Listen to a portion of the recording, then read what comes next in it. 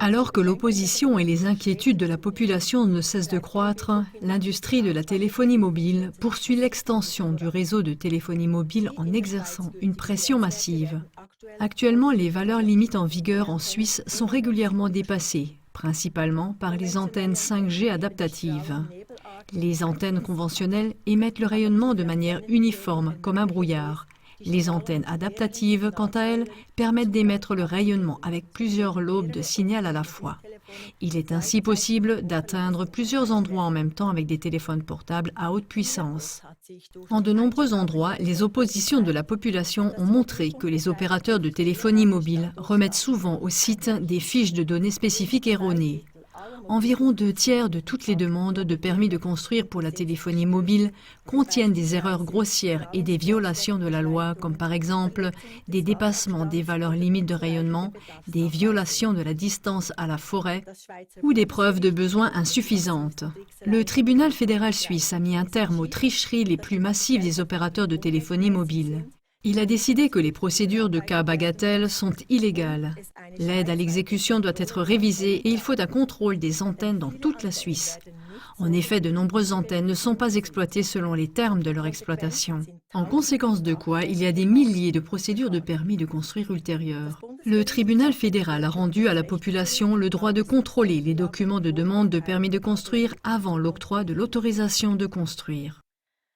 Au lieu d'appliquer les derniers jugements des tribunaux, le Conseil fédéral veut toutefois introduire un changement radical d'orientation. Afin d'accélérer encore le développement du réseau de téléphonie mobile, les procédures de permis de construire doivent être accélérées. Il propose donc, dans la révision partielle de la loi sur les télécommunications, une modification de la loi qui va toutefois bien au-delà de l'objectif visé. Le droit de s'opposer aux émissions de radiation doit être complètement supprimé. Les opérateurs de téléphonie mobile seraient autorisés à produire ou à amplifier les rayonnements et à équiper les antennes de nouvelles technologies sans contrôle ni autorisation préalable.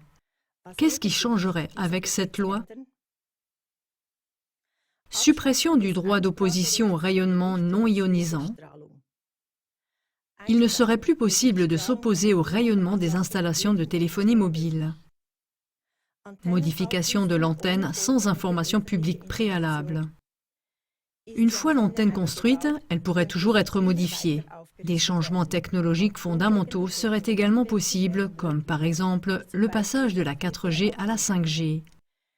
L'intensité du rayonnement pourrait être renforcée sans qu'il soit nécessaire d'informer les riverains et de déposer une demande publique de permis de construire. Forte limitation des contrôles.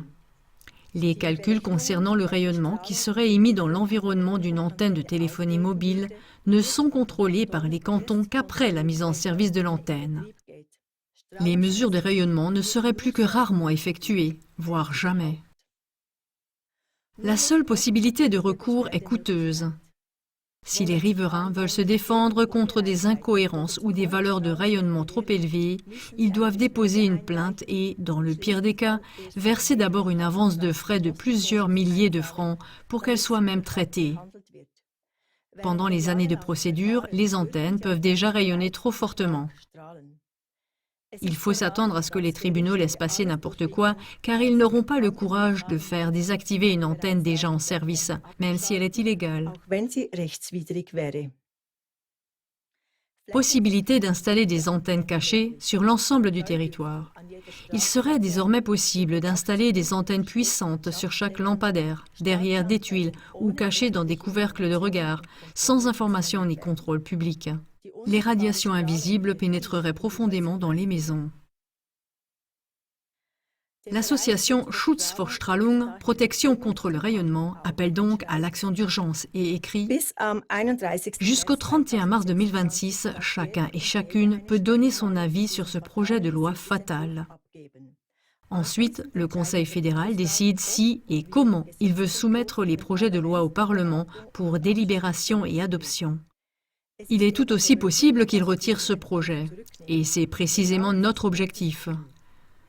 Nous lançons une collecte de signatures dans toute la Suisse et voulons réunir plus de 10 000 signatures en 3 mois. L'union fait la force et déplace les montagnes.